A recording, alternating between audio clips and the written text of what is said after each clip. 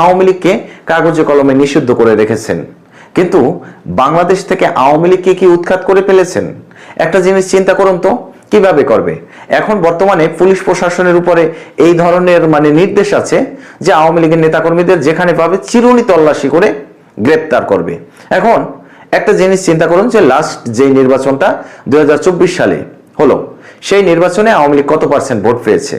সেই নির্বাচনে আওয়ামী লীগ 35% ভোট পেয়েছে।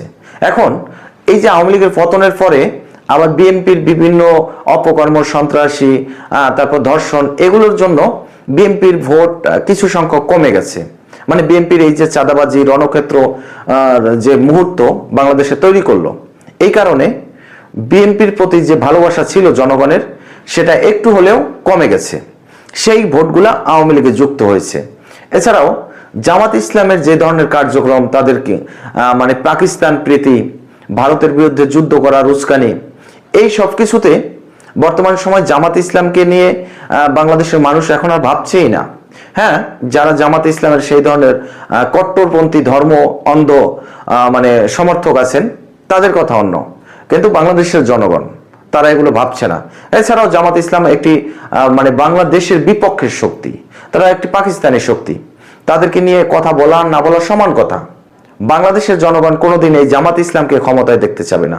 আর যাই হোক, তো বাংলাদেশে এখন বর্তমান সময়ে 50% আওয়ামী লীগের সমর্থক আছে, এবং তার থেকে বেশি কম হবে না। তো এই 50% বাদই দিলাম, আমি 24-এর নির্বাচনের সেই যে 35% ভোট পেয়েছে আওয়ামী লীগ, সেই 35%কে কাউন্ট করছি। যদি 35% হয়, তাহলে আদমশুমারি অনুসারে বাংলাদেশের জনসংখ্যা 18 কোটি। সেই 18 কোটি জনসংখ্যার 1/3 ভাগ আপনি হিসাব করেন, 6 কোটি 6.5 কোটি সমর্থক আছে বাংলাদেশে আওয়ামী লীগের। এখন এই 6 কোটি 6.5 কোটি সমর্থকের বিভিন্ন গণমাধ্যম তো আওয়ামী লীগ সরকার পতনের পরে অনেক কিছু মন্তব্য করেছে। তারা এমনটা বলছে যে বর্তমান বাংলাদেশের আওয়ামী লীগের নেতাকর্মীরা 50,000 থেকে 1 লাখ নেতাকর্মী পালিয়ে আছে বিদেশে। কিন্তু আসলে সংখ্যাটা অত দূর না, সর্বোচ্চ 5,000, এর বেশি হবে না।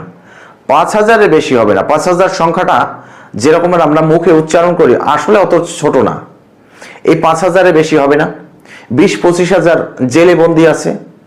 তাহলে 6.5 কোটি সমর্থকের এই মনে করেন কয় হাজার, এভারেজে 30 হাজার নেতাকর্মী বর্তমান সময়ে আওয়ামী লীগের দল পরিচালনা বলুন বা নেতৃত্ব বলুন, এইখান থেকে সরে আছে বা সম্মুখে নাই, সামনে নাই, সামনে থেকে দলকে নেতৃত্ব দিতে পারছে না। কিন্তু আর যে লোকগুলো আছে